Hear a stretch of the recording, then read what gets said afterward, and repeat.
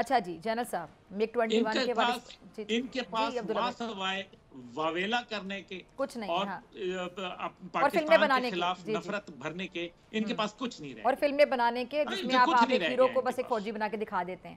جی سر، ایک تو یہ کہ افغانستان میں جو بھارت افغانستان کے جو تیزی سے بڑھتے ہوئے بحال ہوتے ہوئے تعلقات ہیں، اس حوالے سے بھی ذرا تھوڑا اس پہ روشنی ڈالیے گا، خاص طور پہ اگر ہم سفارتی لحاظ سے دیکھیں، سفارتی محاذ پہ کتنا بڑا چیلنج ہو سکتا ہے؟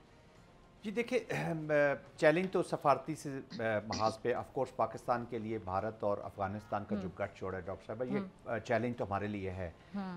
ہمارے لیے چیلنج صرف جس ڈومین میں ہے وہ ہے جو پراکسی وار جس کا میں پہلے ذکر کر رہا تھا، اور اسٹیٹ اسپانسر ٹیررزم.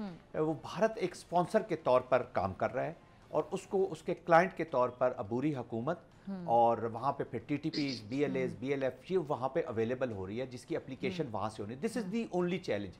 یہاں پر دیکھیں، ہمیں افغانستان ایک انڈیپینڈنٹ کنٹری ہے، انفارچونیٹلی انہوں نے جو عبوری حکومت جو ہے انہوں نے پاکستان کی جو سیکریفائسز دی یا پاکستان نے جو ان کے لیے قربانی دی اس کو ایک کہانی سے زیادہ کی اہمیت نہیں دی ہے.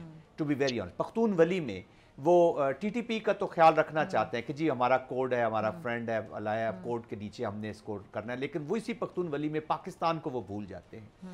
رشیا یعنی ہمارے سان کا بدلہ کیا دیا تو دیکھیں افغانستان کا یہ this is not a new phenomena. میں تو کوئی سرپرائز نہیں ہوں ٹو بی ویری آنسٹ، کہ یہ ہم پاسٹ میں بھی آپ دیکھ لیں جب بھی آؤٹ سائڈ انٹرفیرنس ہوئی ہے افغانستان کے اندر تو ان کو پاکستان یاد آیا، اور پاکستان کے بغیر پوچھنا یہ ہے کہ کیا وہ رشیا کی جنگ پاکستان کے بغیر انہوں نے جیتی ہے یا جو بھی. دیکھیں پاکستان کو افغانستان کی سٹیبلٹی میں انٹرسٹ ہے، پاکستان کو افغانستان کی فلاح و بہبود میں انٹرسٹ ہے.